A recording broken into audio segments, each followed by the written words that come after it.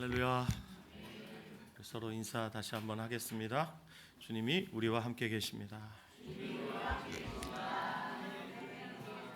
네, 신년성의 말씀으로 여는 새해 오늘 첫날 주님께서 우리에게 주실 말씀은 신약성경 마태복음 25장입니다. 마태복음 25장 31절에서 46절 말씀입니다. 마태복음 25장 31절에서 46절 말씀.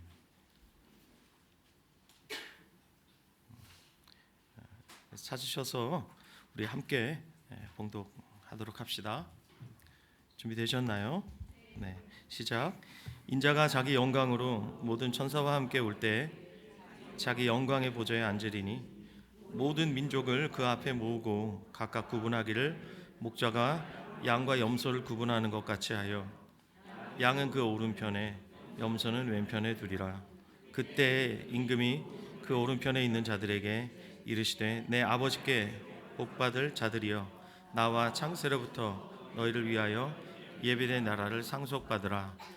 내가 줄일 때 너희가 먹을 것을 주었고 목마를 때 마시게 하였고 나그네 되었을 때 영접하였고 헐벗었을 때 옷을 입혔고 병들었을 때 돌보았고 옥에 갇혔을 때 와서 보았느니라. 이에 의인들이 대답하여 이르되 주여 우리가 어느 때 주께서 줄이신 것을 보고 음식을 대접하였으며 목마르신 것을 보고 마시게 하였나이까? 어느 때 나그네 되신 것을 보고 영접하였으며 헐벗으신 것을 보고 옷 입혔나이까?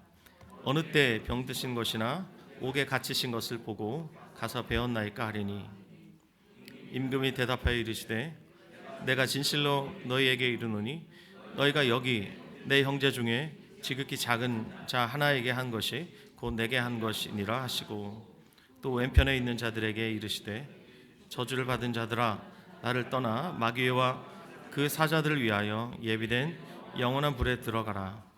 내가 줄일 때 너희가 먹을 것을 주지 아니하였고 목마를 때 마시게 하지 아니하였고 나그네 되었을 때 영접하지 아니하였고 헐벗었을 때 옷 입히지 아니하였고 병들었을 때와 옥에 갇혔을 때 돌보지 아니하였느니라 하시니 그들이 대답하여 이르되 주여 우리가 어느 때 주께서 줄이신 것이나 목마르신 것이나 나그네 되신 것이나 헐벗으신 것이나 병드신 것이나 옥에 갇히신 것을 보고 공양하지 아니하더이까? 이에 임금이 대답하여 이르시되 내가 진실로 너희에게 이르노니 이 지극히 작은 자 하나에게 하지 아니한 것이 곧 내게 하지 아니한 것이니라 하시리니 그들은 영벌에 의인들은 영생에 들어가리라 하시니라. 아멘. 네, 오늘 우리에게 소중한 메시지 전해주실 목사님은 저기 서울의 쌍문동에 소재한 평안 플러스 교회를 섬기고 계시는 최홍혁 목사님이십니다. 저보다 조금 더 잘생기신 목사님이십니다. 목사님은 제가 복음을 섬기는 그 현장에서 만나서 지금까지 교제하고 있는 아주 귀한 목사님이십니다. 목사님 나오셔서 오늘 본문을 중심으로 수치와 염치라는 제목으로 하나님의 은혜 나누어 주시겠습니다. 여러분 주님이 주시는 말씀으로 받으시기 바랍니다.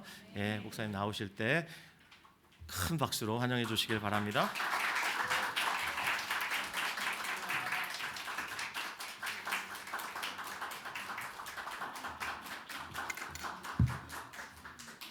네, 반갑습니다.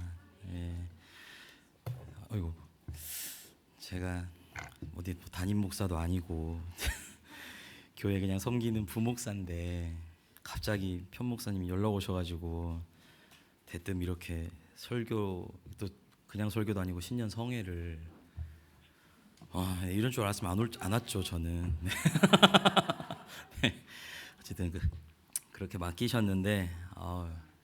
편 목사님 제가 한 15년 전에 처음 뵌 것 같아요. 15년 전, 16년 전에 다시 복음 앞에라는 집회 처음 할 때 그때 이제 미디어 팀에서 같이 이렇게 만나서 그때 잠깐 교제하고 복음학교 때 몇 번 뵙고 그 이후로는 이제 그냥 페이스북에서 그냥 얼굴만 아는 분으로 그렇게 있었는데 갑자기 연락 오셔가지고 막 말씀을 하시길래 아유 목사님 저는 설교하면 죽 써요 안 돼요 그렇게 말씀을 드렸어요. 그랬더니 우리 또 처음사랑교회 성도님들은 죽도 잘 드신다고 네. 그래서 아유 뭐 거절을 할 수가 없더라고요. 그래서 알겠습니다. 제가 어쨌든 기도하면서 잘 준비해서 가도록 하겠습니다. 이렇게 하고 이제 왔는데 뭐 많이 안 오면 어떡하냐고 막 그러시더니 엄청 많이 오셨네요. 네. 포스터랑 달라서 많이 놀라셨죠? 네. 네, 우리 좌우 앞뒤에 계신 분들에게 이렇게 인사합시다. 끝까지 승리합시다.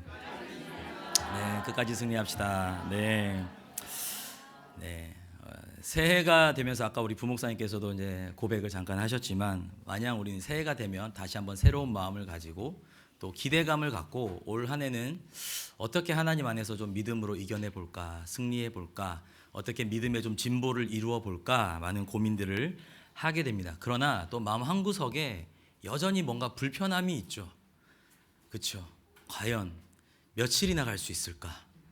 네, 오늘 하루 만에 우리 부목사님 무너지셨다 그랬는데 며칠이나 갈 수 있겠습니까 우리가? 이 마음구석 안에 뭔가 묵직하게 우리의 마음을 짓누르는 것이 있죠. 그것이 무엇입니까? 두려움, 자책감, 그리고 이제까지 한 해도 거르지 않고 실패를 해왔기 때문에 무력감이라는 것이 우리 안에 자리 잡고 있습니다. 달력을 보면서 이런 생각이 들죠. 아, 작년 이맘때도 똑같은 다짐했는데 올해는 성공해야지, 꼭 해야지. 그래서 올해는 조금 안 나가던 새벽기도도 저희 이제 새벽기도가 있으니까 새벽기도도 나가보고 성경도 읽고 이번에는 반드시 레위기를 돌파해보리라. 뭐 이런 마음으로 도전을 해보기도 하고. 근데 그러다가 또 세상의 바쁜 일상 때문에 흐지부지 되기도 하고 하는 것이 우리의 현실입니다. 또 어떤 때는 여전히 회개하지만 변하지 않는 나의 모습들, 여전히 혈기가 많은 나의 모습들, 더럽고 추악한 모습들 때문에 하나님 앞에서 죄송할 때가 한두 번이 아닙니다. 그러면서 우리가 작년에 우리의 모습을 한번 돌아보면서 여러분들 신앙의 성적표를 한번 매겨보셨습니까? 수미양가 중에 뭐가 나오던가요? 수 받으신 분들 계십니까? 그래도 우리 처음사랑교회 표현 목사님 이게 담임하시니까 우 정도는 있으실 것 같은데 우 있으십니까? 없죠. 사실 우리가 이 자리에 앉아서 찬양 부르고 기도하고 하지만 사실 성도의 실존은 늘 주님 앞에 나는 가야 가. 그렇죠? 내가 뭘 잘했다고 한들 내가 주님 앞에서 잘한 게 없어요. 나는 주님 늘 가인 것 같아요. 학점으로 따지면 F, 그냥 낙제예요, 낙제. 내년에 다시 들어야 돼. 그런 수준이 바로 어쩌면 우리의 모습일지 모르겠습니다. 그것을 저는 성도들의 면목 없음이라고 생각해요. 하나님 앞에서의 면목 없음. 이번 사경의 주제가 뭡니까? 너는 외쳐 노래하라. 너는 외쳐 노래하라. 그리고 그 위에 복음을 부끄러워하지 않는 교회. 저는 이제 이 주제를 받고 목사님께서 이제 메시지를 저한테 보내주시면서 이러한 방향으로 저희 교회가 올해 이제 계획을 세웠는데 또 방향을 잡았는데 말씀을 전해주시면 좋겠습니다라고 해서 고민을 했어요. 복음을 부끄러워하지 않는 교회? 내가 나가서 어떻게 내가 하나님에 대해서 외쳐 노래하고 하나님께 영광을 돌려드리지? 많은 고민들을 했어요. 근데 목사님이 문자에 초반에 뭐라고 주셨냐면 수치에만 머무르지 않고 라고 해주셨어요. 수치에만 머무르지 않고 복음의 영광으로 나아가는 교회가 되었으면 좋겠습니다 라고 하셨어요. 여러분은 어떠세요? 여러분은 본능적으로 습관적으로 그런 생각 들지 않으십니까? 이 문구를 보면 그럼 복음은 부끄러운 게 아니지. 복음은 영광스러운 거야. 복음은 영화로운 거야. 나 같은 죄인을 구원해 주셨는데 복음이 부끄러울 수는 없지. 이렇게 생각하셨을 것입니다. 그리고 또 한편으로는 나는 그러면 그 복음의 영광에 합당한 상태인가? 내 믿음은 정말 하나님 앞에서 온전한가? 내 신앙은 하나님 앞에서 그래도 좀 내어놓을 것이 있는 그러한 모습으로 자라가고 있는가? 그런 생각들을 해보셨을 것 같아요. 이번 집회를 통해서 여러분들 어떤 것들을 기대하십니까? 조금 더 변화되고 조금 더 거룩해지고 내가 조금 더 열심히 노력해서 올 한 해는 그래도 하나님 앞에서 당당한 모습으로 믿음 있는 모습으로 그래서 하나님 저 잘했죠? 하는 그런 믿음의 사람이 되고자 하는 마음이 혹시 있으십니까? 물론 귀한 다짐입니다. 귀한 다짐입니다. 성도라면 마땅히 그러한 거룩을 추구해야 합니다. 그러나 여러분 아무리 좋은 의도와 마음을 가지고 거룩을 추구한다 할지라도 거기에 나의 자격을 갖추기 위한 목적이 들어가 있다면 그것은 반드시 실패하고 곧바로 절망하게 돼요. 왜냐하면 우리는 여전히 연약한 인간이기 때문에 그렇습니다. 이번 집회가 끝나고 여러분들 나름의 다짐을 가지고 여러분들의 이제 신앙의 어떤 성숙을 위해서 노력을 하실 겁니다. 그리고 반드시 넘어지실 겁니다. 그러면 또 기도하겠죠. 하나님 도와주세요. 그럼 또 다시 일어나실 거예요. 그리고 또 넘어지실 겁니다. 자, 이게 반복이 되면 우리는 더 깊은 수치심과 영적 침체의 늪에 빠지게 돼요. 안 되나 보다. 복음은 안 되는 건가? 나를 못 바꾸는 건가? 이런 생각이 드는 거예요. 복음이라는 것은 너무 좋고 너무 감사한데 내가 그것을 믿고 따른다라고 말하는데 정작 복음을 받은 이후에 그 이후에 뒤따라오는 여러 가지 삶들 때문에 그것이 나에게 무거운 짐으로 다가오는 경우가 있다라는 거예요. 여러분들은 복음을 들은 이후에 여러분들이 거듭난 이후에 또 많은 분들이 또 복음 학교를 하셨다고 하는데 그 복음의 영광을 들으신 이후에 여러분들 삶에 무거운 짐들이 따라오진 않았습니까? 복음을 경험한 사람은 이렇게 살아야 돼라는 다짐 뒤에 무거운 짐들이 있진 않으셨습니까? 결국 복음이라는 기쁜 소식을 듣고 또다시 무거운 짐들에 치이며 율법에서 헤어나오지 못하는 것이 어쩌면 저와 여러분의 모습일 수 있다라는 것입니다. 그래서 오늘 설교의 제목을 수치와 염치라고 정했습니다. 도대체 무엇이 하나님 보시기에 진짜 수치이고 우리가 하나님 앞에서 가져야 할 염치는 무엇인지 우리가 좀 한번 말씀을 통해서 살펴보았으면 좋겠습니다. 오늘 본문에서 우리가 읽었던 본문을 보시면 예수님께서 공생의 마지막 시점에 제자들에게 들려주신 비유입니다. 이 마지막 종말의 때에 일어날 심판의 비유인데 저는 개인적으로 비유를 참 좋아해요. 정말 좋아합니다. 그래서 해석하는 것도 좋아하고 이해하는 것도 좋아하는데 여러분들 잘 들어보세요. 자, 마지막 때에 하나님께서 이 종말의 때 심판을 하시는데 상상해 보십시오. 마지막 날 예수님께서 이 땅 가운데 오셔서 많은 민족들을 모아놓고 그러니까 오른편에는 이제 양으로 분류되는 사람들을 그리고 왼쪽에는 염소로 분류되는 사람들을 구분해 놓고 이제 심판을 하십니다. 자, 먼저 이제 본문은 오른쪽에 있는 사람들에게 먼저 말씀하시지만 자, 왼편에 있는 사람들에게 이런 말씀을 하셨어요. 너희는 내가 벗었을 때에 입을 것을 주지 않았고 줄일 때에 먹을 것을 주지 않았고 마실 것도 주지 않았고 오게 했을 때 돌보지도 않았어 라고 말했습니다. 자, 우리는 이런 얘기를 들으면 저는 처음에 그렇게 생각했어요. 아, 이 사람들은 예수를 안 믿는 사람들인가? 복음을 모르는 사람들인가? 아니면 조금 양보해서 예수를 믿긴 하지만 말씀대로 살지 않은 사람들인가 보다. 저는 그렇게 생각을 했습니다. 예수님을 믿되 온전히 믿지 않은 자들이라고 생각을 했어요. 그런데 여러분들 본문을 자세히 들여다보시면 우리가 한 가지 사실을 발견할 수 있는데요. 그들은 주님을 모르는 자들이 아니었다라는 사실이죠. 그렇죠? 왜냐하면 주여 주여 하기 때문에 뿐만 아니라 그들은 주님을 위해서 모든 것을 내어 드렸던 사람들이었어요. 자, 무엇이라고 말합니까? 예수님께서 너희가 줄일 때에 내게 아무것도 해주지 않았다라고 말하니까 오히려 그들은 당황하면서 부끄러워하는 기색이 전혀 없이 뭐라고 말하냐면 억울해하면서 주님, 우리가 언제 그랬습니까? 우리가 언제 주님이 줄이신 것을 보고 목마르신 것을 보고 나그네 되신 것을 보고 헐벗으신 것을 보고 병들었거나 옥에 갇혔을 때를 보고 우리가 언제 모른 척했습니까? 우린 다 했어요 라고 얘기를 합니다. 무슨 의미입니까? 주님, 분명히 청구서에 착오가 있는 것 같습니다. 우리는 따박따박 다 했어요. 주님이 시키신 명령들 하나하나 다 했습니다. 율법이 시키는 대로 다 했어요. 안식일도 지켰고요. 11조도 드렸고요. 금식도 했습니다. 혹시 거기에 제가 빠뜨린 리스트가 있으면 말씀해 주세요 라는 의미인 거예요. 여러분, 우리는 다 압니다. 우리가 하나님 앞에서 얼마나 부족하고 수치스러운 존재인지, 예수 그리스도가 아니면 구원이 불가능한 존재인지를 우리는 다 알고 있습니다. 그렇기 때문에 소위 특히 이제 우리 한국 문화에서 이 염치라는 것이 굉장히 중요한데요.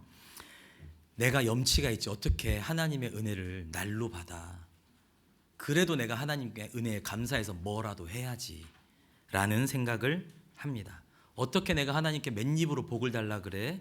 어떻게 내가 하나님께 아무것도 안 하고 그냥 하나님 은혜 베풀어 주세요 이렇게 말을 해? 라고 생각합니다.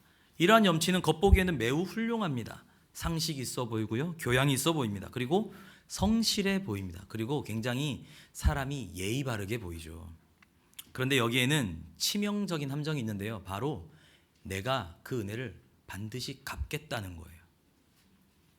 이것은 겸손이 아니라 자존심을 지키려는 교만이에요. 우리가 하나님의 은혜를 갚을 수 있습니까? 갚을 수 있으면 하나님이 계산을 하셨겠죠.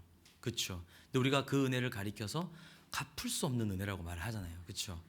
우리가 하나님의 은혜를 갚을 수 없기 때문에 그 은혜에 어떻게 우리가 보답을 할 수 없기 때문에 하나님이 믿음이라는 통로를 통해서 우리에게 거저 주셨는데 우리가 그 은혜를 공짜로 받으면서 뭐라고 하냐면 내가 어떻게 공짜로 받아요? 하나님 앞에 뭐라도 해야죠 라고 내 스스로 어쩌면 인간 입장에서 염치 있는 행동을 하려고 한다라는 것이죠. 나는 누구에게 빚지고 사는 성격 아니에요. 내 힘으로 떳떳하게 살겠습니다 라고 말한다는 거예요. 이런 사람들은 하나님의 은혜를 어떻게 생각하는 거냐? 아버지와 자녀 사이에 따뜻한 사랑의 관계나 인격적인 관계가 아니라 거래로 생각하는 거예요. 기계적인 관계로 생각한다라는 거예요. 이런 사람의 대표적인 인물이 있죠. 이런 형태의 대표적인 인물 누굽니까? 누가복음 15장에 나오는 탕자의 비유에서 마다들입니다. 그 사람이 뭐라고 합니까? 동생이 이제 돌아와가지고 아버지가 소를 잡아가지고 막 잔치를 하고 있으니까 내가 여러 해 동안 아버지를 섬겨 명을 어김이 없거늘 이렇게 말합니다. 그러면서 내게는 염소 새끼라도 주어서 내 벗으로 즐기게 하신 일이 아버지 있었습니까? 뭐예요? 아버지를 기계적으로 섬기고 있었다라는 거예요. 여기서 내가 여러 해 동안 아버지를 섬겨라는 단어가 종이 주인을 섬길 때 쓰는 단어예요. 둘루오라는 단어인데요. 여러분 둘로스 아시죠? OM 선교회에서 옛날에 그 세계적으로 이렇게 막 바다 떠다니면서 돌아다니면서 전도했던 배가 있었거든요. 둘로스라고. 그게 종이라는 거예요. 거기서 파생된 단어예요. 둘루오. 그러니까 큰 아들은 아버지를 섬기는데 뭐로 섬기고 있었다는 거예요? 아들로서 아버지를 섬기는 게 아니라 종으로서 섬기고 있었다는 거예요. 종으로서. 신부는 아들이었지만 그 마음은 철저하게 보상을 바라고 있었다라는 거예요. 품삯을 바라는 일꾼과 다를 바가 없었습니다. 나중에 내가 아버지의 재산을 잘 돌려받기 위해서 지금 미리 보상받기에 합당한 자가 내가 스스로 되어야 되겠다라고 생각하면서 아버지를 섬겼다라는 거예요. 그러니까 어떻게 되는 거예요? 당연히 억지 순종할 수밖에 없는 거예요. 아버지 앞에. 아버지가 좋아서 일을 한 게 아닌 거죠. 뭐예요? 율법주의인 거예요. 율법주의. 율법적으로 열심히 내가 보상받기 위해서 나중에 재산을 받았을 때 떳떳하기 위해서 아까 우리가 살펴본 대로 염치 있는 사람이 되기 위해서 남들에게 손가락질 받지 않기 위해서 이악 물고 아버지 밑에서 버틴 겁니다. 마음속에는 늘 계산기가 돌아가고 있죠. 내가 오늘 이만큼 했으니 아버지의 재산 얼마 중에 이것은 내 거야. 내 재산이 점점 늘어나고 있어. 이렇게 생각을 했다라는 것이죠. 이것이 율법주의의 비극입니다. 비극. 내가 이렇게 고생해서 율법을 지켰으니 내가 이렇게 헌신했으니 나한테도 상을 주셔야 합니다 라고 청구서를 내미는 태도, 나는 흠이 없다고 생각하는 태도, 그리고 저 창녀와 노란한 저 동생과는 나는 다르다라는 자신을 높이는 태도. 그런데 아이러니하게도 그의 속마음은 사실은 둘째와 똑같죠. 아버지 죽을 날만 기다리는 거죠. 그렇죠? 사실은. 왜요? 유산을 받기만을 기다리고 있으니까. 동생은 개념이 없어서 그냥 빨리 아버지 유산 내놓으세요 하고 받아서 갔다면 큰형은 그렇게 하면 손가락질 받을까 봐 아버지가 죽을 날만 그냥 기다렸던 거예요. 이악 물고 버티면서 억지로 아버지 앞에 순종하면서. 그것이 염치 있는 행동입니까? 아니죠. 밥상을 차려준 아버지의 마음을 짓밟는 몰염치한 행동입니다. 자신이 둘째처럼 겉으로 행동을 드러내지 않았다고 해서 그것이 숨겨집니까? 결코 그렇지 않습니다. 그는 동생처럼 아버지의 유산을 미리 받지 않았을 뿐 그의 마음속에는 늘 아버지가 빨리 돌아가셨으면 좋겠다라는 마음이 가득했을 거예요. 우리의 신앙은 어떻습니까? 하나님 앞에서 수고하고 애쓰고 때로는 기쁨으로 섬기기도 하지만 마음 한구석에 하나님 앞에 보상을 바라는 마음은 없습니까? 여러분 마음 한켠에 하나님께 언제든 꺼내들 청구서를 켜켜이 쌓아두고 있지는 않으십니까? 지금은 없지만 언젠가 이 청구서를 들이밀 결정적인 날이 오기를 바라는 마음에 여러분들 그렇게 신앙생활하고 계시진 않으십니까? 저는 한때 그랬어요. 주님, 내가 일일이 다 계산하지 않지만 알아서 계산해 주세요. 아시잖아요, 주여.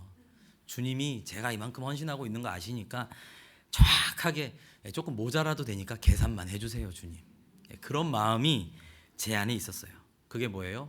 왼편에 있었던 자들이자 맏아들과 같은 모습이다라는 거예요. 그런 맏아들 같은 자들이 누구라고 말하냐면 누가복음 15장에서 바리새인이다 이렇게 말합니다. 하나님이 무서워서 대들지는 못하고 율법은 사람들 눈 때문에 어쩔 수 없이 지키고 있고, 그런데 그 하나님 앞에 덤비자니 하나님이 또 뭐 이방인들이나 이렇게 해가지고 막 심판하실까 봐 무서워서 대들지는 못하고, 그런데 하나님이 자신들보다 연약한 모습으로 나타나니까 어떻게 했습니까? 바로 십자가에 매달아 버렸잖아요. 그게 율법주의의 한계인 거예요. 우리 안에 하나님을 향하여서 보상을 바라는 마음, 그런 마음을 가진 사람들의 한계인 거예요. 지금 하나님이 여러분들보다 힘이 강하고 여러분의 구원의 권한을 쥐고 계시고, 그러니까 여러분들이 지금 하나님 앞에 예배도 드리고 기도도 하고 감사도 하고, 그렇죠? 근데 만약에 그 하나님이 이 당시 예수님과 같이 연약한 모습으로 지금 여러분들 앞에 있다면, 그래서 그분들이 오셔서 여러분들의 신앙을 하나하나 지적하신다면 여러분들 어떻게 하시겠습니까? 아, 맞죠, 예수님 제가 잘못했죠 라고 하실 것 같습니까? 아니면 당시 바리새인들처럼 신성모독이다, 네가 감히 우리 기득권을 넘봐? 하면서 십자가에 매다시겠습니까? 저는 아무리 생각해도 저는 후자일 것 같아요. 내가 이렇게까지 신앙생활 했는데, 내가 이렇게까지 열심히 주를 위해서 헌신하고 살아왔는데, 내가 그래도 하나님 그래도 내가 목사로 부름받아서 하나님 어떻게든 내가 교회를 위해서 헌신해 보려고 많은 노력들을 했는데요, 왜 하나님 그거 다 아니라고 하세요? 왜 하나님 이거에 대해서 하나도 인정을 안 해주세요? 서운한 마음 들 것 같아요. 예수님이 제 앞에 있다고 십자가에 매달지 말란 법은 없는 거예요. 여러분들은 어떠세요?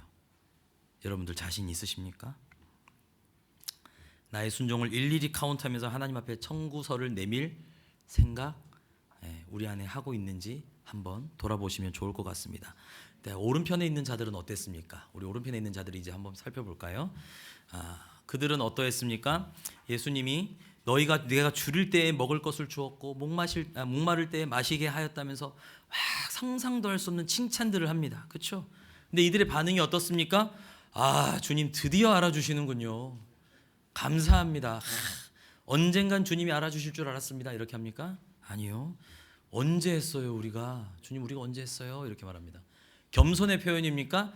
했는데 기억이 안 나는 척 하는 걸까요? 아니면은 그냥 하나님 앞에서 그냥 제가 겸손의 표현으로 그렇게 말을 하는 걸까요? 아니요. 이들은 진짜 몰랐어요. 정말 몰랐습니다.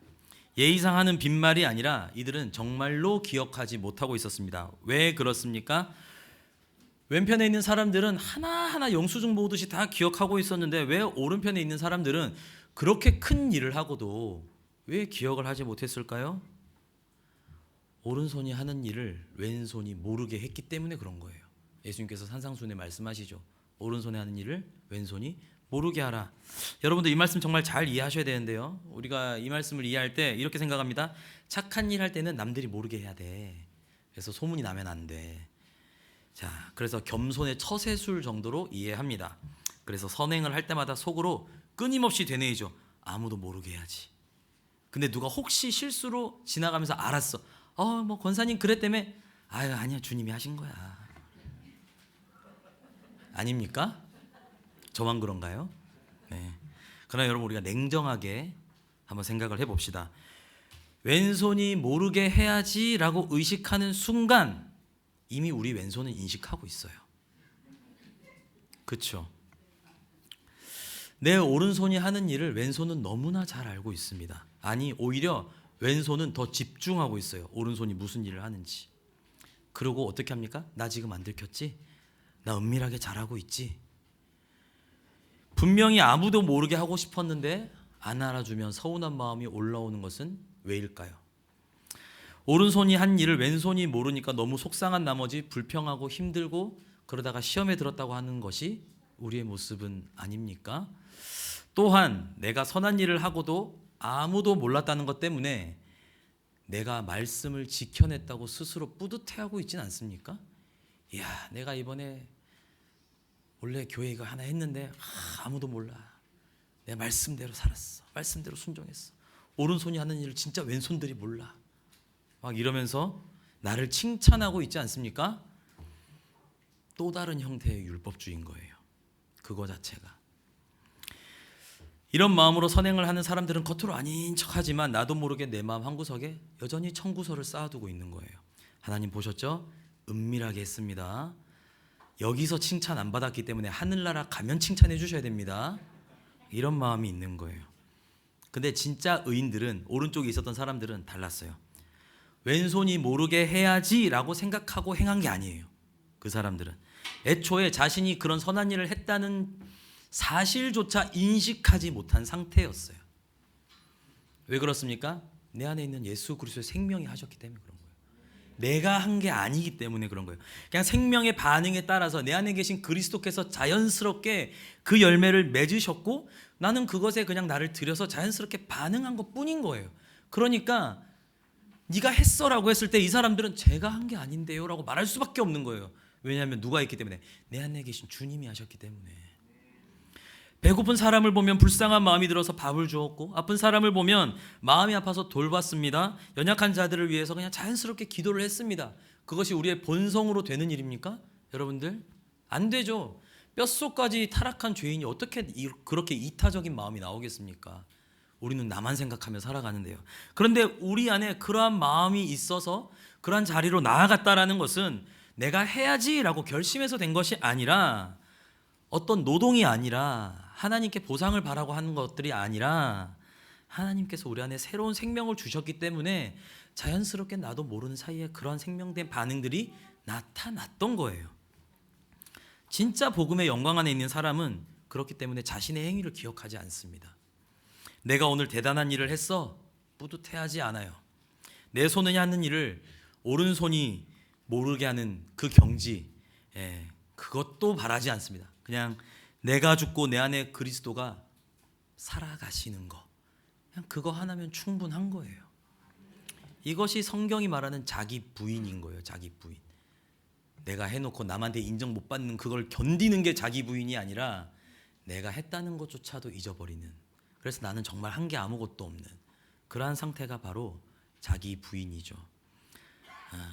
이러한 모습의 전형적인 형태가 어디에 나타나냐? 아까 우리가 탕자 비유 첫째 아들 봤잖아요. 둘째 아들에게서도 이러한 모습이 나타납니다. 자, 그럼 하나님이 원하시는 진짜 믿음이 있을 거 아니에요, 그렇죠? 둘째 아들을 우리가 한번 볼까요? 둘째 아들은 재산 다 탕진했습니다. 돼지 쥐염 열매도 못 얻어 먹어서 배를 줄이고 있었습니다. 그러다가 아버지 집에 가서 자신이 종으로라도 살아야 되겠다, 종으로라도 아버지한테 써달라고 해야 되겠다라고 해서 다시 돌아갑니다. 그는 자신의 수치를 너무나 잘 알고 있었어요. 아버지가 죽었으면 좋겠다라고 생각했던 불효막심한 사람이었습니다. 돌아가면 율법에 의해서 자기는 돌을 맞아 죽어야 되는 사람이었어요. 그리고 아버지의 재산을 미리 다 받았습니다. 다 탕진했습니다. 무슨 낯으로 돌아가겠습니까? 자, 그런데 그는 아버지 집에 돌아가기 전에 이렇게 되뇌이죠. 내가 아버지의 집에서 아들이라 일컬음을 감당하지 못하겠으니 나를 품꾼의 하나로 써주십시오. 아마 엄청 연습했을 거예요, 가는 길에.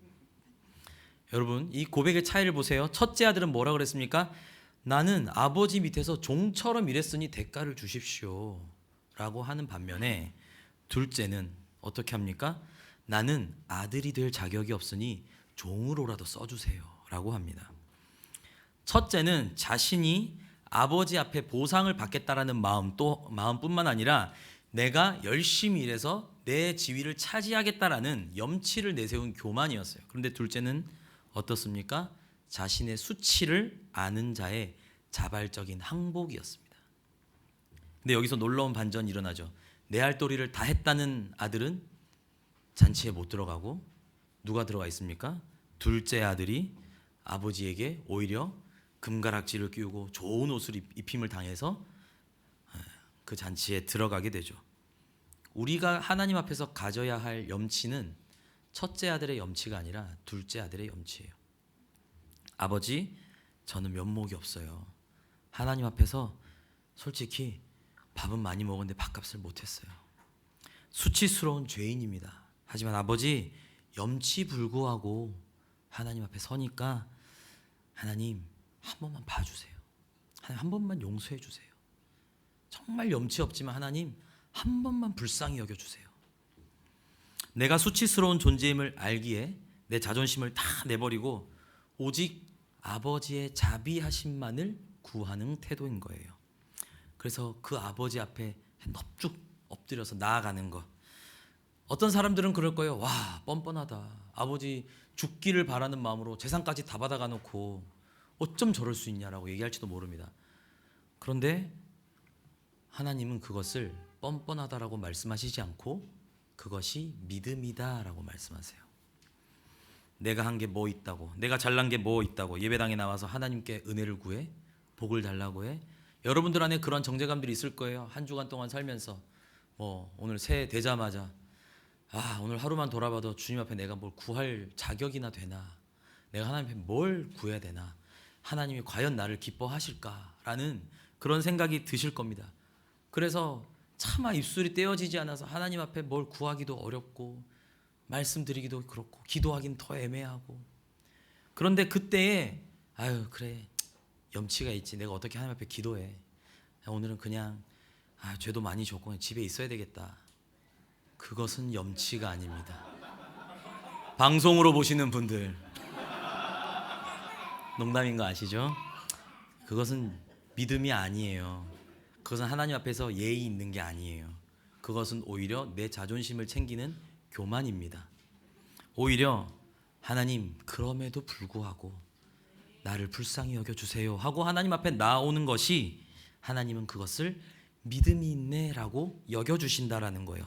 내 수치를 가리기 위해서 숨는 것이 아니라 내 수치를 해결할 수 있는 유일한 길이 아버지께 있음을 알고 믿음으로 나아오는 거예요. 그것이 진짜 복음의 능력을 경험한 사람들이 가지는 태도입니다. 여기서 우리는 복음의 역설을 발견하죠. 한 명은 종처럼 일했고 또 다른 한 명은 죄를 짓고 종이 되겠다고 돌아왔습니다. 그런데 영광은 누가 누리게 됩니까? 죄를 짓고 아들의 지위를 잃어버렸다가 종이 되겠다고 돌아온 그러한 자가 누리게 됩니다. 이 비밀이 어디에 있냐? 레위기에 있어요. 레위기에 보시면 종이 귀를 뚫는 규례를 아시나요, 여러분? 왜 뚫죠? 종이 귀를 희년이 되면 풀어주거든요. 주인이 나가라고 합니다. 근데 종이 안 나가겠대요. 너 왜 안 나가니? 그랬더니 주인을 너무 사랑하여 안 나가겠다라는 거예요. 그러면 그때 주인이 송곳을 가져와서 그 종의 귀를 뚫습니다. 그리고 그 종은 영원히 그 주인의 종이 됩니다. 자, 분명히 자유를 선포했어요. 너 나가도 돼 라고 얘기했습니다. 그런데 종이 자발적으로 주인을 사랑하여 나가지 않는다라는 것입니다. 이것은 수치스러운 표식이 아니라 세상 사람들은 저 귀 뚫렸네, 종이네, 쟤 노예네 이렇게 생각할지 모르겠지만 주인과 종 사이에는 어떠한 관계냐? 사랑하기 때문에 자원하여 서로가 메인 관계가 되는 거예요. 종을 너무도 사랑하는 주인이라는 가장 영광스러운 표식이 주인에게 의미가 있고요. 종 역시도 그 주인으로부터 사랑을 많이 받은, 은혜를 받은 종이라는 표식이 바로 귀를 뚫는다는 것 안에 있다라는 것입니다. 그래서 율법의 완성은 사랑인 거예요. 사랑. 다른 게 아니에요. 사랑이에요. 왼편에 있었던 자들처럼 내가 율법을 다 지켰으니 하나님 나를 기억해 주세요 라고 따지는 것은 율법을 잘 지킨 것 같지만 사실은 율법을 지킨 게 아닙니다. 그것은 나의 미래를 위해서, 나의 장차 올 심판을 대비해서 억지로 순종한 거예요. 하나님이 원하시는 율법의 완성은 주님의 은혜와 사랑을 너무나 잘 알기에 자유를 주셔도 그 자유를 반납하고, 나는 주님을 떠나서는 살 수 없습니다. 나는 주님밖에 없어요. 나를 붙들어 줄 수 있는 분이 주님밖에 없어요 라고 고백하고 귀를 뚫는 자발적인 순종. 내가 아무리 선한 일을 하고 아무리 대단한 일을 했다 하더라도 그것을 그리스도의 영광으로 알고 그리스도의 생명으로 살아가는 자들에게 나타나는 당연한 반응이라는 것을 알아서 내 공로로 가지지 않는 것. 그것이 바로 우리의 모습이자 율법의 완성이다라는 거예요. 그것이 어떻게 가능합니까? 사랑하면 가능합니다. 사랑하면 가능한 거예요. 사랑하는데 염치가 필요합니까? 여러분, 아이들 키우시는 분, 저는 참고로 넷입니다. 아들 둘, 딸 둘, 넷입니다. 지금 저기 현우연 목사님이 지금 셋이라고 자꾸 자랑하시던데 저는 넷입니다. 네, 아이들이 가끔 이렇게 혼 나거든요. 저한테 뭐 호되게 혼이 나기도 하고 벌을 서기도 하고 그렇게 합니다. 그런데 그 아이들이 혼이 나더라도 또 와요. 아빠한테 아빠 하고 달려와요. 염치가 있으면 그러면 안 되는 거 아닙니까? 그렇죠?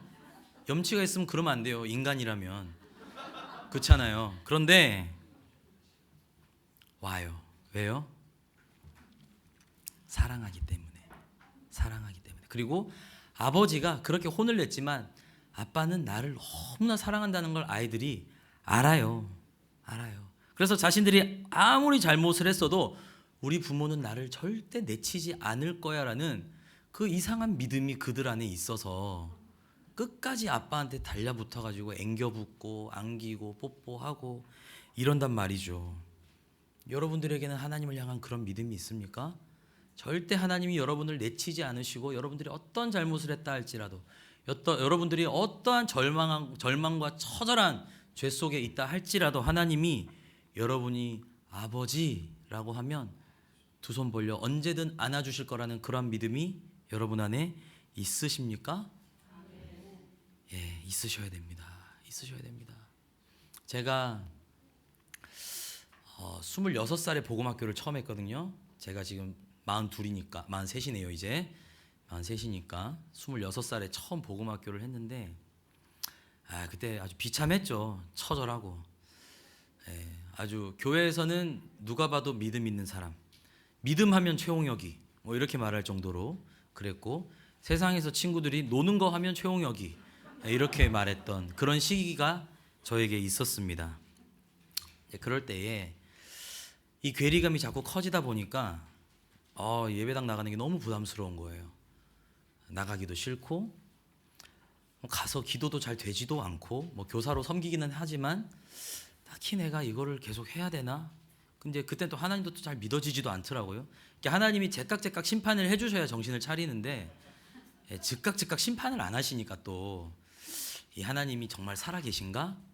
이제까지 내가 이렇게 안전하게 죄를 짓고도 살아있는 걸 보면 한번 하나님의 존재에 대해서 의심을 해봐도 되지 않을까라는 생각이 제 안에 있을 그때였는데 늘 듣던 말씀이고 늘 부르던 찬양이고 늘 예배를 드리던 그 장소였는데 그냥 그날 하루 딱 앉아서 다른 말 안 했어요.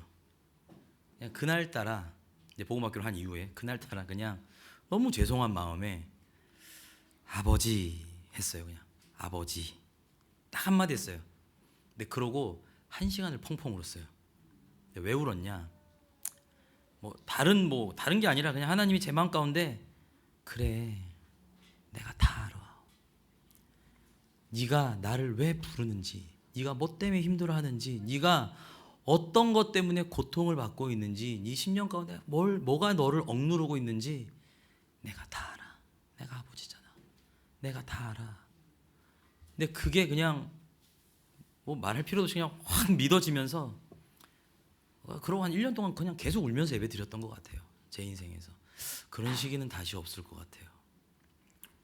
아버지가 나를 사랑한다라는 거, 아버지가 나를 보듬어 주신다라는 거, 내가 정말 처참한 죄 가운데 있을 때 돌아갈 아버지가 있다라는 거, 그런 건 거예요. 하나님은 여러분을 내치지 않으십니다. 항상 팔 벌려 기다리고 계십니다. 그러한 사례를 보여주는 끝판왕이 있죠. 우리 수르보니게 여인이 있습니다. 마가복음 7장에 수르보니게 여인이 뭐라고 합니까? 예수님 내 딸 좀 고쳐주세요라고 합니다. 근데 그 예수님께서 그 인자하신 예수님께서 뭐라고 말씀합니까? 자녀의 떡을 취하여 개들에게 던짐이 마땅하지 않다. 그럼 뭐예요? 그 수르보니게 여인은 개라는 거죠. 이방인이니까. 너한테 내가 은혜를 베풀 이유가 없어. 너는 이방인이잖아 라고 얘기를 하셨던 거예요. 이거보다 큰 수치가 있습니까? 만약에 맏아들이나 왼편에 있었던 사람들을 같았으면 어떻게 했겠습니까? 와, 뭐 선지자면 선지자지 무슨 사람을 이렇게 무시하십니까? 아니 고쳐주기 싫으면 고쳐주기 싫다고 말씀하세요. 제가 얼마나 열심히 살았는데 저를 이렇게 대우하세요? 라고 말할지도 모르겠습니다. 그래서 아마 대부분 사람들은 예수님이 그런 말씀하셨다 그러면 그냥 떠나갔을 거예요. 그런데 이 여인은 어떻게 합니까? 맞아요 예수님, 저 개예요. 저 개 맞습니다. 근데 그 개도 주인의 상에서 떨어지는 부스러기는 먹잖아요. 그러니까 하나님 내치지 마세요. 예수님 내치지 마세요. 그 부스러기라도 저한테 주시면 저는 살 것 같아요 라고 얘기를 한 거예요. 그러자 예수님이 뭐라고 하십니까? 돌아가라. 내 딸이 구원받았다. 여러분, 이게 복음을 부끄러워하지 않는 거예요. 여러분이 예수님 앞에 나가서, 하나님 앞에 나가서 여러분들의 수치를 고백하고 죄를 고백하고 여러분들의 연약함을 고백하시죠.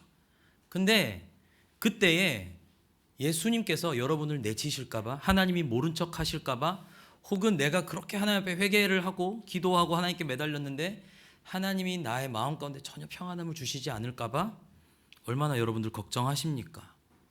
근데 그게 아니라 여러분들 그럼에도 불구하고 하나님 앞에 나아가는 것이 복음을 부끄러워하지 않는다라는 거예요.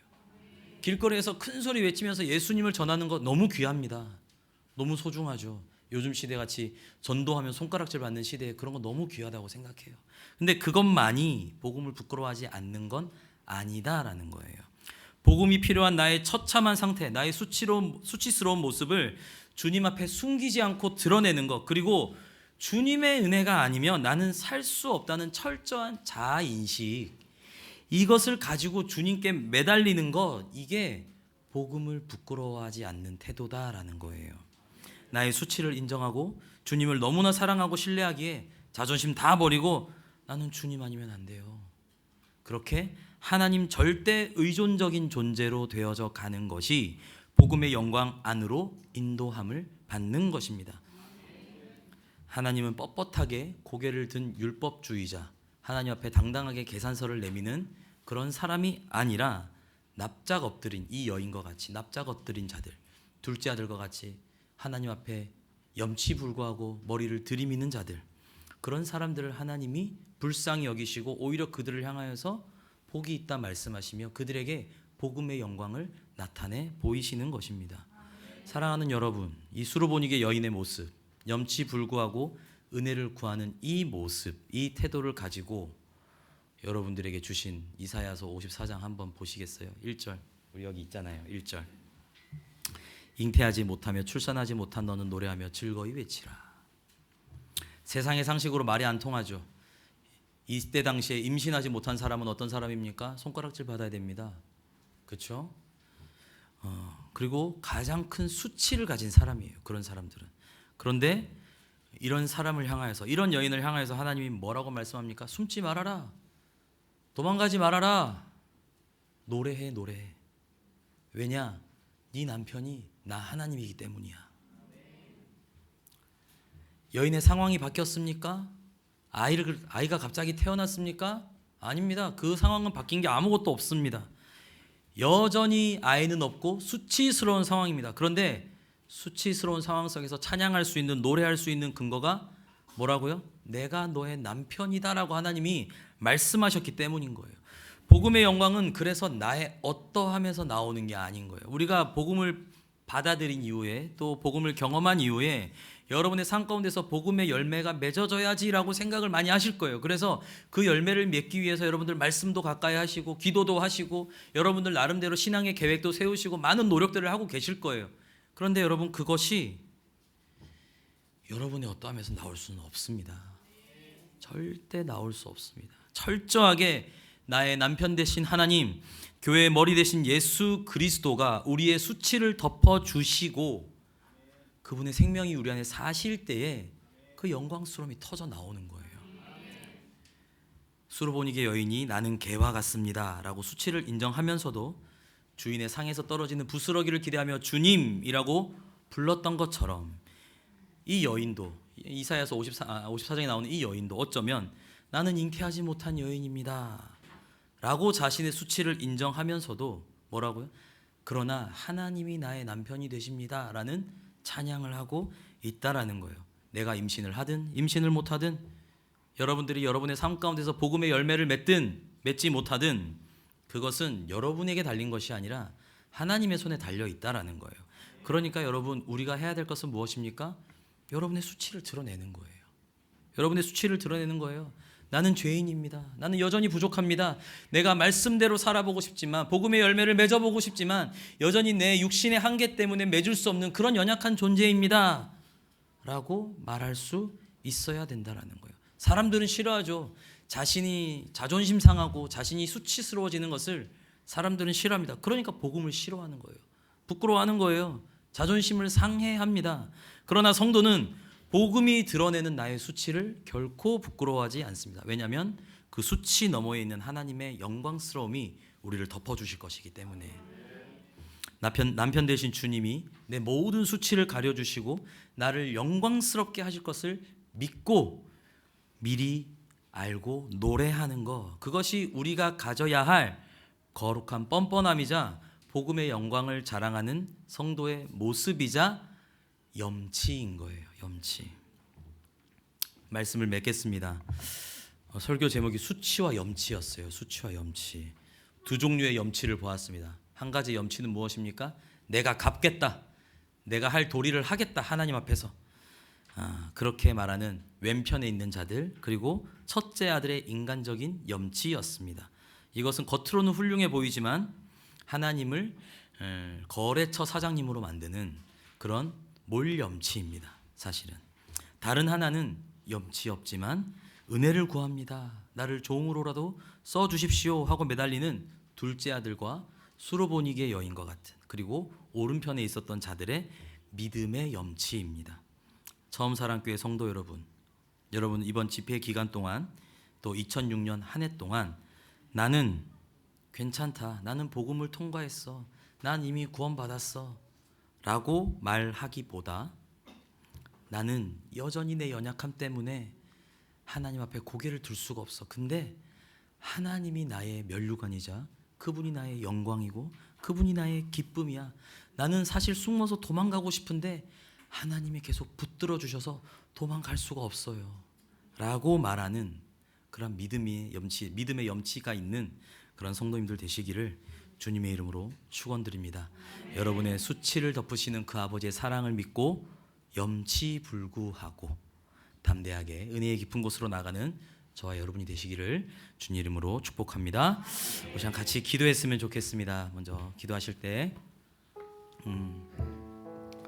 여러분들은 하나님 앞에서 어떠한 마음으로 서 계십니까? 하나님, 그래도 나 정도면 잘 하고 있죠? 사실 복음을 알기 전에, 복음을 믿기 전에는 그냥 지내왔는데 엉망으로 살았는데 그 이전의 삶보다 지금이 좀 더 낫잖아요 하는 그런 마음이 혹시 있지 않습니까? 아닙니다. 이전이나 지금이나 우리는 여전히 하나님의 은혜가 필요한 죄인입니다. 하나님, 나를 불쌍히 여겨주시고 오늘도 그 주님의 은혜로 내가 호흡하고 살고 기동하고 있음을 깨닫게 하셔서 날마다 하나님의 은혜가 없이는 살아갈 수 없는 존재라는 것을 인정하고 그 하나님의 은혜를 붙들며 살아가는 그렇게 낮아진 모습, 그렇게 하나님 앞에 염치 없지만 하나님께 매달리는 그러한 모습으로 살아가게 하여 주옵소서. 우리 시간 같이 주님 이름 한번 부르고 기도하겠습니다. 주여 아버지,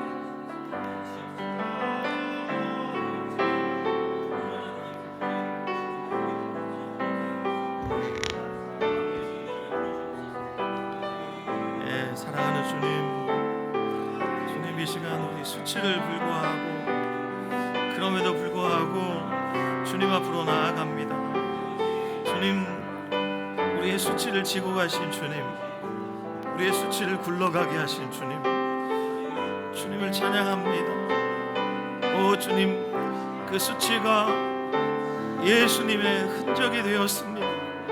주님, 결코 부끄러워하지 아니하고 그 수치를 다 안으시고 우리 모두를 다 하시는 주님 앞에 우리 주님 담대히 나아가게 해주시옵소서. 염치 불구하고 주님 압니다. 내가 개와 같습니다. 나는 개보다 못한 자입니다. 그러나 주님, 개들도 주인의 상에서 떨어지는 부스러기라도 먹습니다. 그 부스러기 은혜라도 내게 주어진다면 그것으로 충분하겠습니다라고 고백했던 그 수로보니게 여인의 그 믿음, 주님, 둘째 아들이 종으로라도 부끄럽지만 써주십시오라고 아버지에게로 나아갔던 주님, 그 염치불구한 그 믿음, 주님 우리에게 허락해 주셔서 여전히 부끄럽고 감히 노래할 수 없고 외칠 수 없는 그런 삶이지만 주님, 그럼에도 불구하고 오늘 모든 것을 하시고 우리 아버지 되시고 우리의 남편 되어주시겠다고 말씀하시는 주님 앞에 하나님, 비록 열매를 맺지 못한다 할지라도 오늘도 주님 그 열매를 바라며 노력하지만 주님, 우리로서는 그 어떤 열매도 맺을 수 없는 우리의 현실 가운데 주님 모든 것을 하시는 주님 앞에 나아갑니다. 주님, 불러주신 주님께 감사합니다. 할렐루야.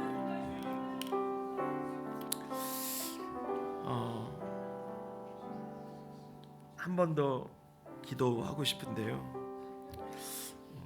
제가 지난주에 예배를 마치고 송내역에서 이렇게 전도를 하고 있는데 몇몇 분들과 함께 핫팩을 나누고 또 물티슈를 나누고 전도지를 전하면서 복음을 전하고 있는데 저기 앞에 여호와의 증인들이 와서 가판대를 세워놓고 거기에 전도 책자를 넣어놓고 아무 말도 하지 않고 그냥 가만히 서 있는 거예요. 여러분도 아시겠지만 여호와의 증인은 이단입니다. 그들이 왜 거기 추운 데 나와서 전도합니까? 여호와의 증인들이 전도하는 이유는 단 하나예요. 천국 가기 위함이에요. 그들은 그거 하지 않으면 천국 못 가요. 그들의 교리가 그래요. 그래서 그 추운 날 나와서 전도하는 거예요. 모양은 다르지만 전도라는 형식은 같아요. 저희들도 우리가 가져간 핫팩을 다 소비하고 또 물티슈를 거의 다 소비하고 마치면서 우리가 전도를 마치면 함께 전도하신 분들과 이렇게 둘러서서 찬양을 드려요. 예수 어린 양 존귀한 이름, 그 노래를 부르고 또 우리 중에 한 분이 대표로 기도를 하고 그렇게 주님께 영광을 돌리고 마치는데, 제가 그날 예수 어린 양 존귀한 이름 그 광장에서 주님을 높이고 함께 기도하고 눈을 딱 떴는데 우리 중에 한 분이 너무 밝은 얼굴로 환하게 웃었어요. 그걸 보면서 이건 차원이 다르구나. 지옥 안 가려고 막 발버둥 치는 그런 억지가 아니라 이건 정말 마음 중심에서 우러나는 기쁨이겠구나라는 사실을 주님 깊이 깨달았습니다. 제가 그분의 상황을 잘 알죠. 외쳐 노래할 수 없는 상황이에요. 아마 제가 그분의 입장이었다면 환하게 웃지 못할 그런 삶 가운데 그렇게까지 천사처럼 웃지는 못했을 것 같아요.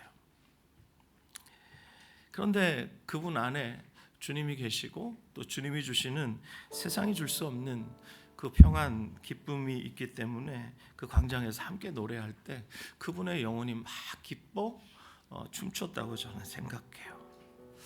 사랑하는 여러분, 올 한 해도 우리가 수치스러운 상황, 그런 상황들을 많이 맞이하겠죠. 상황은 여전히 똑같고 하지만 여러분, 하나님은 언제나 저와 여러분들을 사랑하셔서 그분께 달려가면 언제라도 우리를 품으시고, 아까 목사님 말씀하신 것처럼 내가 다 안다라고 말씀하실 것 같아요. 어떤 일이 있어도 나를 버리지 않으실 것이라는 믿음, 그 이상한 믿음이 저와 여러분에게 일생 우리 목숨이 다하는 날까지 있었으면 좋겠어요.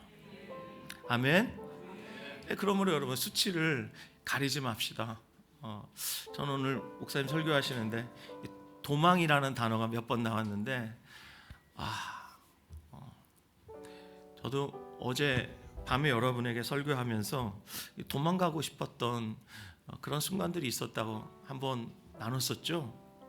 구체적인 상황들을 나누지 못했지만 목사님 저도 부끄럽게도 그런 상황들이 있었습니다.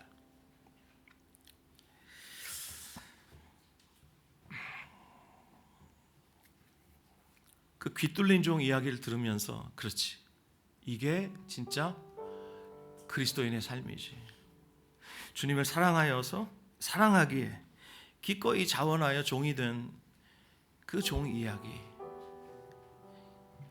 하나님 아버지를 사랑하셔서 기꺼이 하나님이심에도 불구하고 그 보좌를 버리시고 낮은 이곳으로 오셔서 기꺼이 종이 되어 십자가에 벌거벗겨져 매달리시고 심장이 터지기까지 우리를 사랑하신다고 고백하신 하나님이시지만 스스로 종이 된 하나님의 아들의 이야기.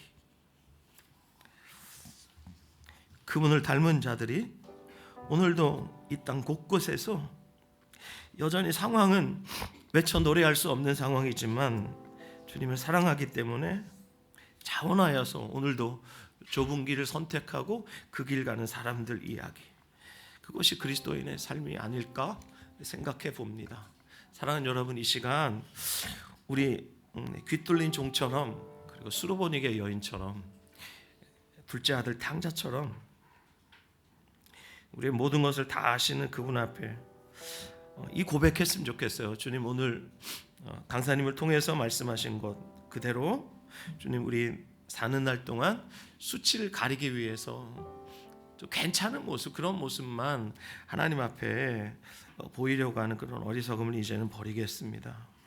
이제는 수치를 부끄러워하지 않고 수치를 하나님 앞에 마음껏 드러내는 그런 인생 살아가고 싶습니다.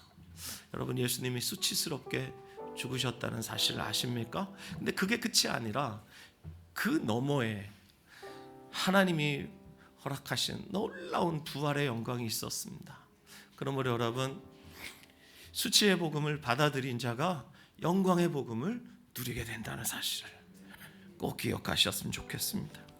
우리 시간 다시 한번 우리의 상황 속에서 정말 이 시간 수치스러운 상황들을 주님께 액면 그대로 숨김없이 정직하게 아뢰었으면 좋겠어요. 옆 사람 들을까봐 막 전전긍긍하지 마시고, 혹시 그런 마음이 있다면 조용한 음성으로 하나님 앞에 읊조리며 기도하셔도 주님 다 들으신다고 생각합니다. 뉴스가 없으신 주님께서 이미 다 아시는 그분 앞에 우리의 수치스러운 우리의 상황, 아무리 노력해도 바뀌지 않을 것 같은 그런 상황, 하나님께 굳게 새해가 되면 다짐하지만 또 무너질 수밖에 없는 우리의 연약함, 이 모든 것이 우리의 수치입니다. 하나님, 염치불구하고 이 수치스러움을 아시는 주님 앞에 그 수치를 덮으시는 그 사랑 믿고 염치불구하고 하나님께 나아가겠습니다. 이 시간 우리의 상황들을 주님께 아뢰면서 함께 다시 한번 주여 한번 부르시고 통성으로 기도하시지 않겠습니까? 주여! 사랑하는 주님, 여전히 바뀔 것 같지 않은 그런 상황 속에서 하나님, 정말 소망 없어 보이는 그런 상황 속에서 하나님, 그럼에도 불구하고 하나님 믿음으로 나아가서 수치를 덮으시는 그 사랑 믿고 둘째 아들처럼 수로보니게 여인처럼 그 귀뚫린 종처럼 하나님 앞에 나아갈 수 있도록, 모든 것을 아시는 주님 앞에 나아갈 수 있도록 자원하여 기꺼이 주님 가셨던 그 길 우리들도 주님 따라갈 수 있도록 주님 이끄시는 주님 앞으로 우리 사랑하는 성도들과 함께 나아갑니다. 이 자리에서 또 이 시간 모니터 앞에서 또 이후에 영상으로 함께할 우리 사랑하는 성도들이 하나님 우리 인생에서 여러 가지 수치스럽고 바꿀 수 없어서 하나님 앞 절망할 수밖에 없는 그런 상황에서 주님 홀로 남은 여인에게 하나님 아버지 산도를 겪지 못한 여인에게 너 외쳐 노래하라고 말씀하셨던 것처럼 노래할 수 없는 그 상황에서 하나님 우리로 노래하게 도와주시고 외쳐 노래하게 도와주시고 기쁨으로 노래하게 도와주시고 하나님 우리 수치를 자랑하는 자들로 주님 우리를 세워주시기를 주여 간구하며 나아갑니다. 오늘 주님 말씀해 주신 주님께 감사합니다. 주님 마음껏 일하여 주시고 오늘 한 해 주님 우리 가운데 깊이 일하실 주님을 기대하며 나아갑니다. 주님 붙드시옵소서. 이곳에 생명샘 솟아나 눈물 골짝 지나갈 때에 머잖아 열매 맺히고 웃음소리 넘쳐나리라. 꽃들도 구름도 바람도 넓은 바다도 찬양하라 찬양하라 예수를. 하늘을 울리며 노래해 나의 영혼아 은혜의 주 은혜의 주 은혜의 주. 그날에 하늘이 열리고 모든 이가 보게 되리라. 마침내 꽃들이 피고 영광의 주가 오시리라. 꽃들도 구름도 바람도 넓은 바다도 찬양하라 찬양하라 예수를. 하늘을 울리며 노래해 나의 영혼아 은혜의 주 은혜의 주 은혜의 주. 지금은 우리 주 예수 그리스도의 은혜와 하나님 아버지의 크신 사랑과 성령의 교통하심이 오늘 수치를 덮으시는 그 사랑 믿고 염치불구하고 하나님께 나아가 수치를 부끄러워하지 않고 우리의 영원한 아버지이신 그분 앞에 올 한 해 동안 아니 우리 일평생 남은 생애 동안 그 품을 의지하고 늘 그 품에 안겨서 우리와 동행해 주시는 그 주님 손잡고 우리 평생의 걸음을 걸어가기로 다시 한번 마음에 결단하는 우리 사랑하는 우리 성도들 배우의 가정과 사랑하는 자녀들과 섬기는 일터와 학업 위에 이제로부터 영원토록 함께 하시기를 간절히 축복하옵나이다. 아멘.